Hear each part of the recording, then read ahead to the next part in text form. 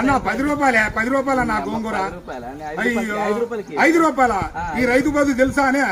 ఈ రైతు పత్తి బండి ఇచ్చినా, మిర్చి బండి ఇచ్చినా, శనక్కాయ బండి ఇచ్చినా, ఏం బండి ఇచ్చినా ఏం ఫలితం ఉంది రైతు కాడ? అరే రైతు బాధ తెలుసానే అన్న? ఇది ఒకటి తెలుసా? రైతు బాధ తెలుసా? నేను పంట పండించిన రైతు పత్తి ఈ ఏ ఫలితం లేకుండా రైతునయ్యి పుట్టినాను, రైతునయ్యి పెరిగినాను, రాయినయ్యి నేను పుడితే రంది లేకుంటుందనయ్యా. పత్తి పంట నేను ఏతే మిత్తి కన్నా ఎల్లలే. ఏం బతుకు ఏం బతుకు ఈ రైతు బతుకు చూడరా, ఏం బతుకు ఏం బతుకు. అరే మిర్చి పంట నేను ఏతే ఖర్చులన్నా బూడలే. ఏం బతుకు ఏం బతుకు ఈ రైతు బతుకు, ఈ బతుకు నేను బతుకాను.